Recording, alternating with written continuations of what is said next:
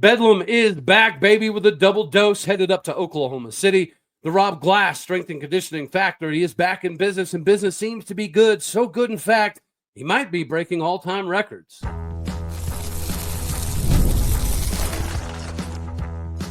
You are Locked On Oklahoma State, your daily podcast on the Oklahoma State Cowboys, part of the Locked On Podcast Network, your team every day. Howdy, y'all, and hello, all. Welcome back to Locked On Oklahoma State, your top stop for all things cowboy and cowgirl related. My name is Cody Stovall. I want to thank you kindly for stopping by to make this your first listen. We're available on all of your podcasting platforms, visually as well on YouTube. Find me personally on X at Oldeo State. Today, we get to roll right into the conversation of the Glass Factory. That's right, the best strength and conditioning coach in the country, making the most amount of money at $1.1 million, has to continually prove that he is the best in America.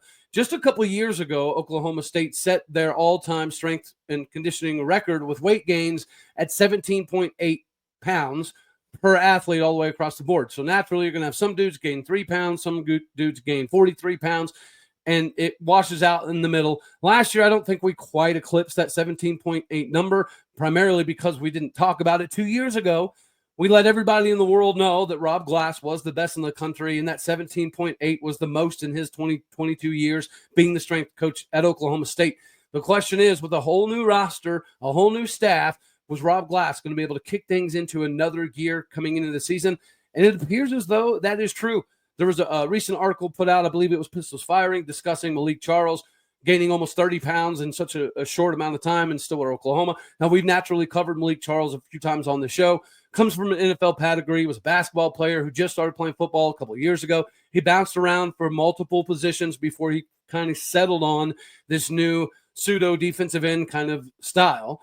And in that weight gain, it made me kind of dig back. And whenever you look at the guys that are on this roster from their previous stops, so the last place they were at in their registered or official height and weight, whether it be the transfer portal or some individuals that were on the roster this previous season compared to what is now being classified as their new weight designation, I wanted to hit some of that because statistically, it does appear as though Rob Glass is doing things even above what he did a couple of years ago. And I think that's definitely sending a statement. When you have the best strength and conditioning coach in the country, you have to continue to see this stuff. So naturally, we talked about Malik Charles gaining 28 pounds in this offseason. Demarion Thomas showed up from Vanderbilt at 321 pounds. Now he's classified at 337. That's a 16-pound upgrade. Jalen Beckley came in at 6'4", 290 pounds. And I think when we talked to him when he was on the show, he was around 295-ish. He's up to 332 pounds. That's a 42-pound weight gain.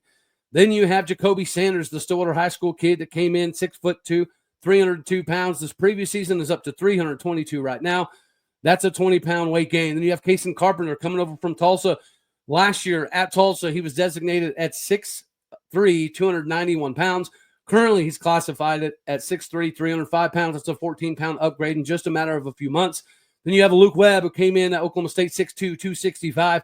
Now he's up to 295. That's a 40-pound weight gain. Deshaun Brown came in at 230 pounds a couple years ago, coming out of Choctaw. Last year, he was hovering around 260. Now he's well above 275, even pushing that 280 range. So you could comfortably say he's in that 17-ish pound weight gain range. Then you have Kyron Duhon coming over from UTEP. One of the reasons that he was undervalued and under-recruited was because of his size. He went to UTEP at like 6'2", 245, got up to a little over 250 at UTEP. He was classified as 250. Now he's classified as 265 at Oklahoma State. So that's 15 pounds in just one offseason. Josh Ford came to Oklahoma State as a pretty big-sized dude, but last season he was hovering around that 240 range. He's now classified as 265. That's at least a 25-pound upgrade. Then you have Io Shotomite King, came in at 6'3", 205 pounds. He is currently, right now, sitting at 225 pounds. It's a 20-pound upgrade. Caleb Hicks, 5'11", 208 on OU's previous roster. Now he's up to 216 pounds, 8-pound upgrade. Zane Flores came in at 6'4", 190 pounds, got up to like 203 this previous season. He's up to 215 pounds right now. Then you have Jacoby Oliphant, came in 6'4", 195. Now he's 6'4", 215. Cam Epps, 6'3", 190. Now he's 6'3", 210 pounds. That's another 20-pound upgrade. Trey Griffiths came in at 6'3", 200 on the buck. Now he's at 211 for an 11-pound upgrade. Jalen Davies He did lose a little bit. He was classified at 185 at UCLA, so he lost 5 pounds, evidently, according to this roster. But this is even a little bit more nuanced. There's an extra layer to this, because I did talk to a few of these dudes. And for instance, one of the guys I talked to, he officially weighed in at 222 pounds. And they do give these guys a regiment of what not to do, not to drink, not to eat, not to go to the bathroom for X amount of hours before they do their weigh-in, so they get the bare minimum weight. So with a full belly, a lot of these guys will have an extra 3 to 4 pounds. So I do understand that some of these weights that are currently listed on OKState.com's official roster are not their actual weights, right? One of those players I talked to weighed in at 222. He's currently classified at like 213, 214 on the roster. So some of these dudes don't even have their current weight upgraded on the OKState.com roster.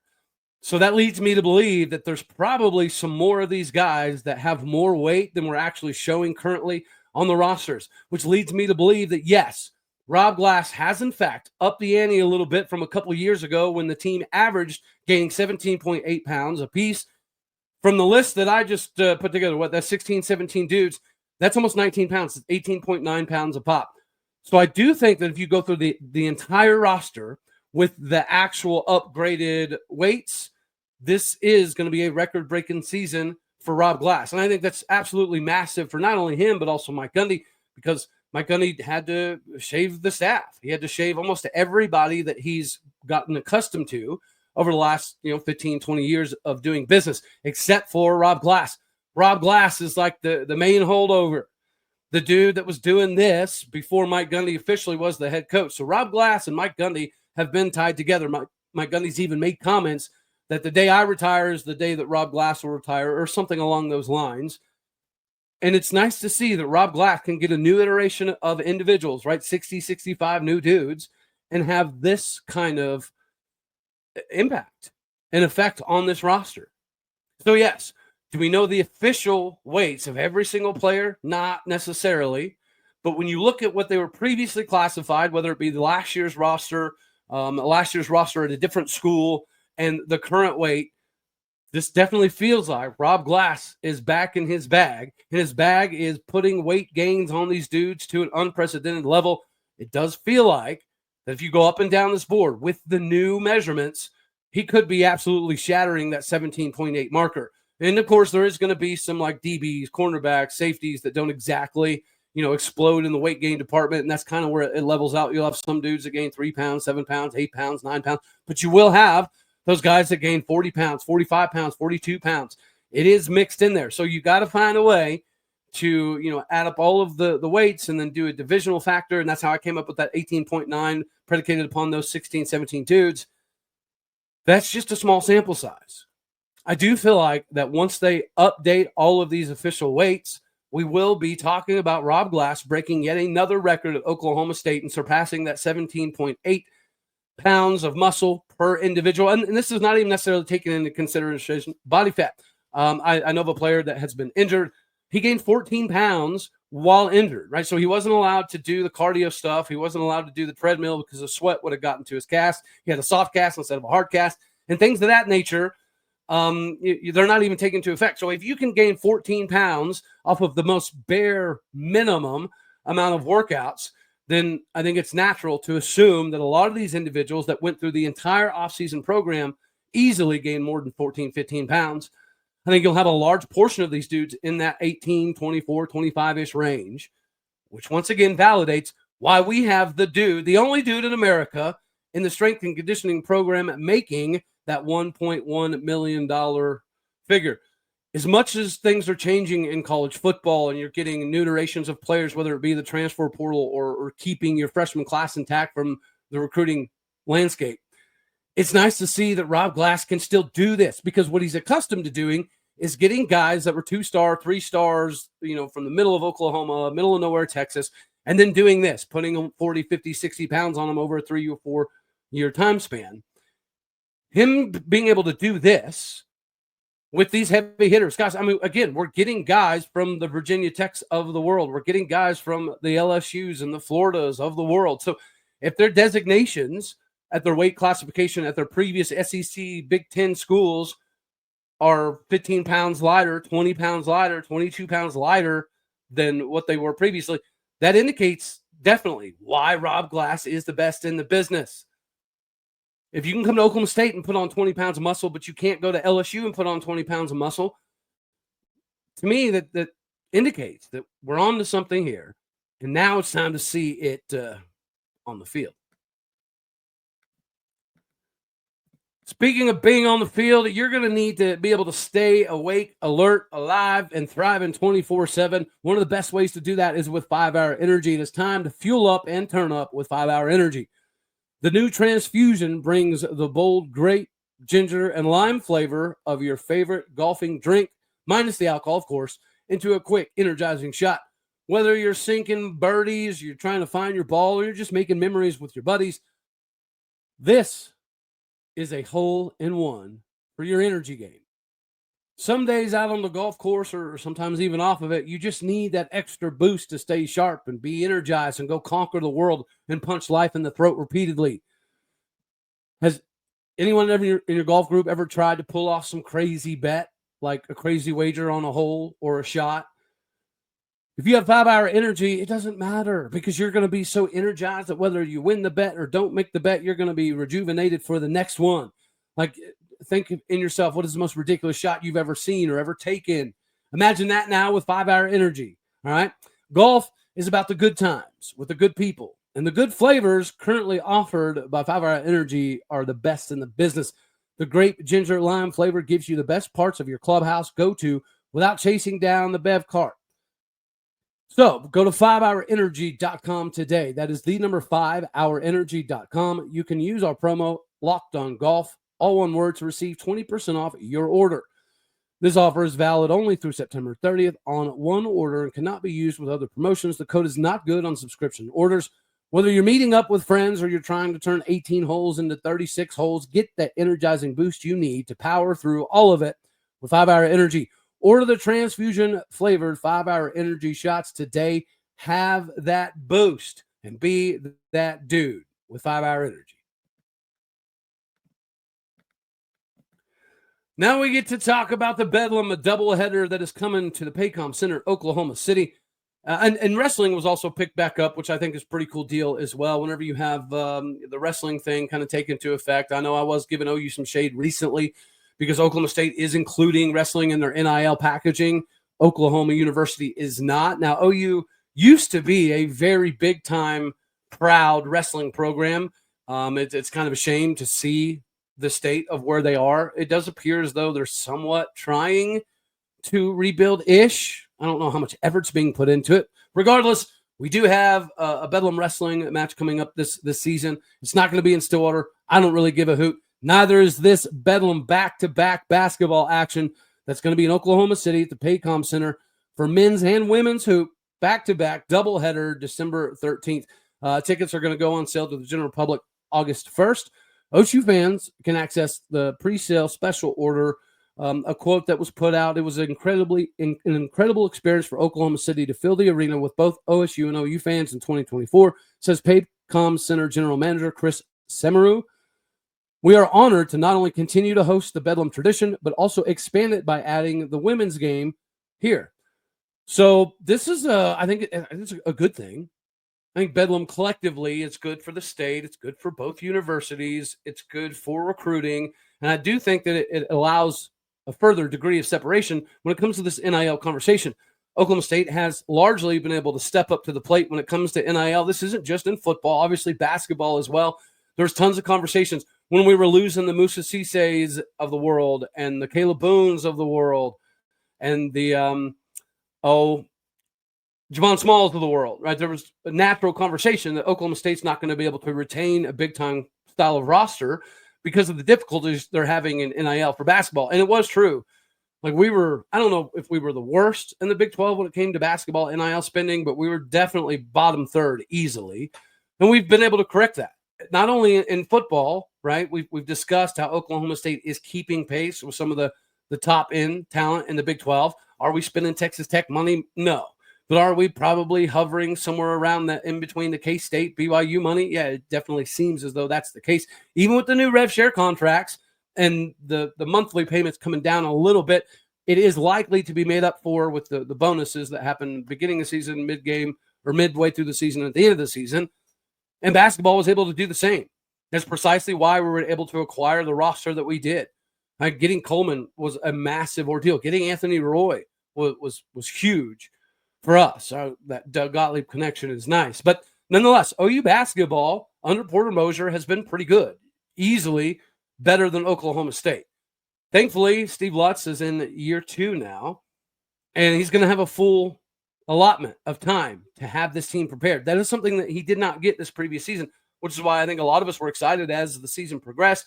We clearly got better, and at the end of the season, we started winning some big games. We made it to the NIT tournament. We ended up winning multiple games in the NIT tournament, which at the beginning of the season, not a lot of us saw as a likely outcome.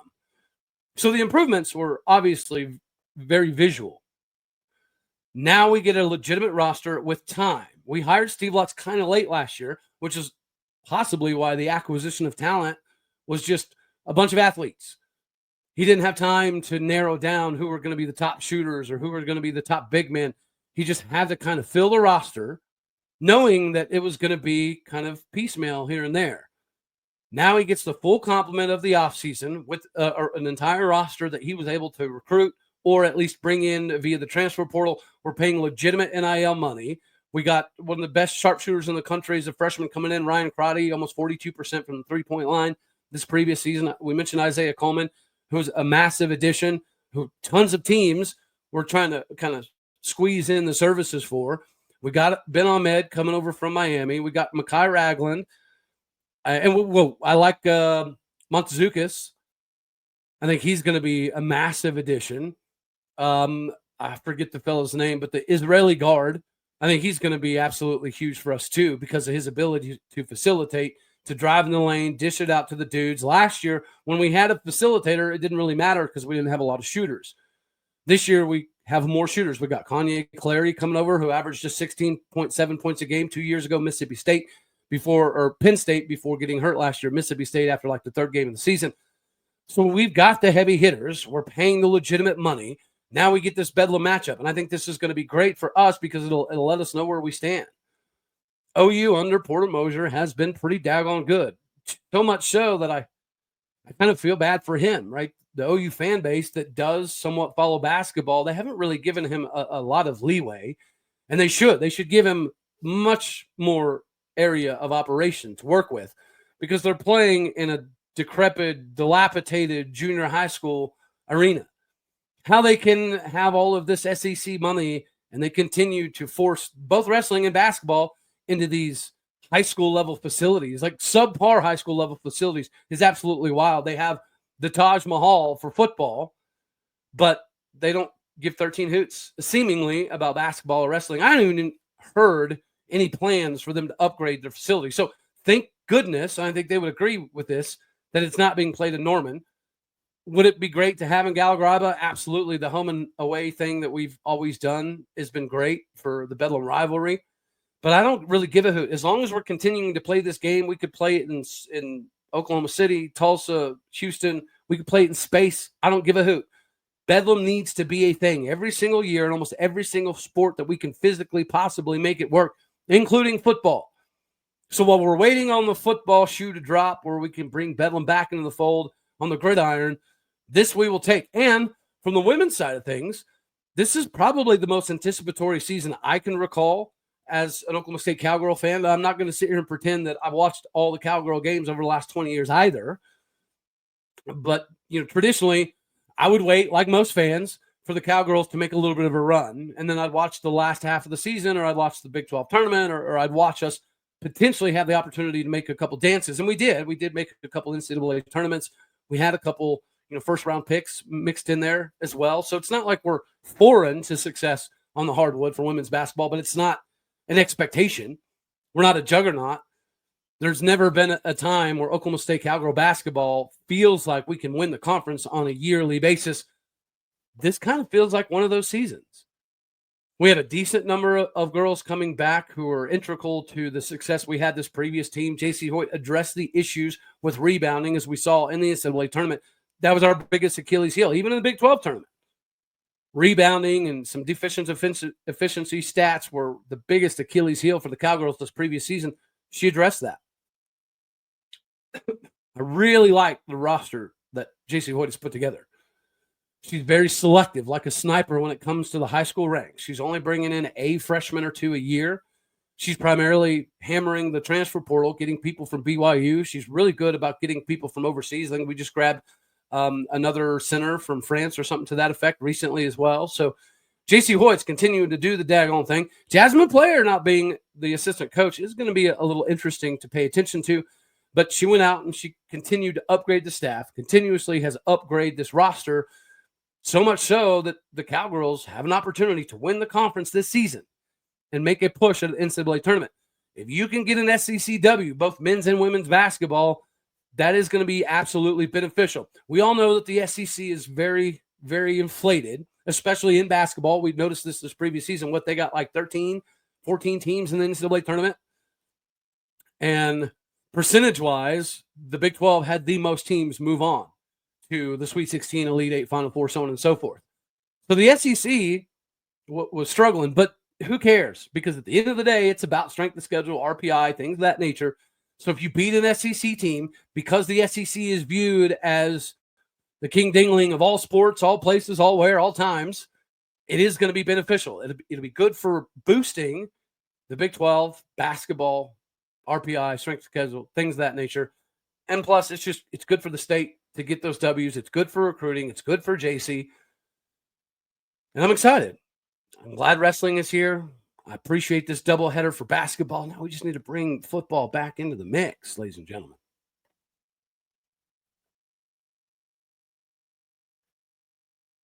We're going to try to cover the gamut here and hit some baseball action. Josh Holliday has been able to bring in a few transfers. I do think that Blake Hawksworth, the pitching coach coming out of Oregon, is an absolutely massive hire. And this is your participation moment here in the comments section for all of my fine folks out here on YouTube. Let me know down in the comment section, does it feel like to you that Josh Holliday's in a make-or-break style of season? I mean, you're continuously seeing some guys like Carson Benj and Rock Reggio keep climbing in minor league baseball, so much so that they're looking at being called up to the majors here relatively quickly. Trevor Boone is still doing the daggone thing. We've got several pitchers that are out there still. Thomas Hatch recently was a big-time arm. Andrew Haney, right, recently was one of the best Cowboy pitchers that we've had matriculating through the major leagues in quite some time. So you do still see some dudes that played at Oklahoma State that are upticking their major league careers. But then you watch Nolan Schubert go from like a first-round pick to barely being picked at all. I mean, realistically, when you start talking about the later rounds, it's still a major deal. But we did watch some guys like Gabe Davis coming into the season and Nolan Schubert coming into the season as like first round, second round draft grades. And it hurt them. And the reason that is a problem is if you come to Oklahoma State and you're projected as a first, second rounder and you're an All-American and you're up for the Golden Spikes Award and then you absolutely tank and it's not necessarily your fault, it is going to be difficult to keep attracting the top talent. The facilities will always help. Obrate is the very tip of the top when it comes to best facilities in college baseball. For like 3 years in a row, we were voted as the best stadium in all of college baseball. This last year, we got like third for whatever reason. It's the same group, right? Oklahoma State, LSU, Mississippi State, Ole Miss, Vanderbilt, Arkansas. Those are always the top stadiums in the country. So it's always the same top five, right? And it seems like we shift occasionally who's number one, who's number two. But regardless, the facilities will continue to help. I think Hawksworth is a big-time addition. We need to find ways to manufacture more runs, whether it be small ball, whether we just get better at hitting. But nonetheless, it feels like Josh Holliday's kind of on his last leg of rope here. His grace period, if you will, is running a little dry. Now, whenever you're having to replace multiple coaches, it is difficult from a financial perspective. We just had to do that in football. We are ridiculously having to do that in tennis. And there's probably not a better coach in the country than Chris Young. So whoever swoops him up is going to be an absolute problem. But nonetheless, whenever you're replacing other coaches, and Steve Lutz is only coming into his second year, it is difficult. It is difficult to move on from a legend. It's difficult to move on from an alumnus that does bleed orange. And I'm not, again, insinuating we should, but it definitely feels like we're right around the corner. We had back-to-back top 10 recruiting classes in baseball. This year, we're not even hovering the top 25. Is that the end-all, be-all? No, it's not, right? Because obviously those back-to-back top 10 recruiting classes didn't get us much. It did get us one Big 12 championship tournament title, which was probably why Josh Holliday is still continuing to do the daggone thing.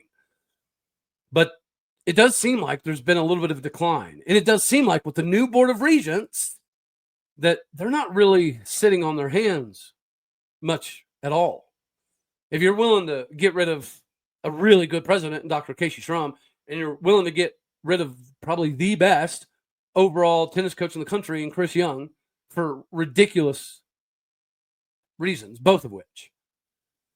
And now Chad Weiberg's not having an extension of his contract, and it doesn't look likely that he's going to get it, which means Mike Gundy might be the next on the list that the Board of Regents has targeted.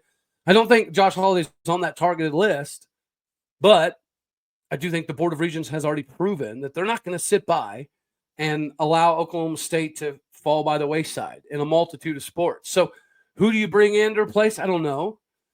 I hope it doesn't matter. I hope Josh Holliday rebounds, and even though he doesn't have a top 10 recruiting class, even though he hasn't necessarily been super aggressive in the transfer portal, we haven't necessarily brought in some of the top talent from the portal either. It almost feels like either he knows that he's got all the talent he needs on the current roster to make massive things happen, or he's on borrowed time. Much like Mike Gundy, I would prefer that Josh Holliday get his shizness together, because Oklahoma State baseball should be at the top of every conversation. Hosting a regional every single year and putting yourselves in position for supers every other year should be the expectation. I don't know if Josh Holliday realizes that, or at least he knows that's the expectation. I just wonder if he realizes that, because, again, we had a really bad season. One of his worst ever, if not the worst ever, as head coach at Oklahoma State. And our recruiting class from a high school perspective, when you're used to seeing us in the top 10, anything outside of the top 25 is almost unacceptable, right? That's kind of how it feels. We watched OU sign like 8 transfer portal dudes, and like 3 of which were in the top 25 for transfer portal prospects, while we grabbed 1. So some of it has been frustrating and confusing. So again, either he knows something that none of us do, and he chalks up last year to something other than the talent. But you lose Braden Smith, you lose Harrison Bodendorf, you lose Sean Youngerman. You do get Mario Pesca back. I think that's a very, very big deal. But I don't know, we've got a lot of holes to fill, and it doesn't seem like we've been very aggressive in filling those holes. It doesn't look like we're having the same success out on the high school recruiting trail that we used to have. And it feels like if Josh Holliday doesn't have a big rebound year and compete for a Big 12 championship, with the Board of Regents not playing any favoritism games, or I'm sorry, they're not playing a lot of games when it comes to the previous favorites that have been at Oklahoma State, it feels like he's got to have a big year. If he doesn't have a big year, we could be having a different conversation about who's coaching the Cowboys moving forward. All right, y'all. So we're going to have for this one right here. As always, you know I love you. God bless. Go Pokes. Thank you for tuning in to make this your first listen here in Locked On Oklahoma State. We're going to try to go live with a couple guests in the next couple days, so stay tuned for that fun stuff. But until then, do me a favor, hit the like button if you liked it, dislike if you didn't. That's okay too. More importantly, share, comment, and subscribe. My podcast people out there, you're everything that makes this work. I appreciate what you do, so go do what you do. Hit the stars. Leave some reviews. All righty, y'all. Later, my taters.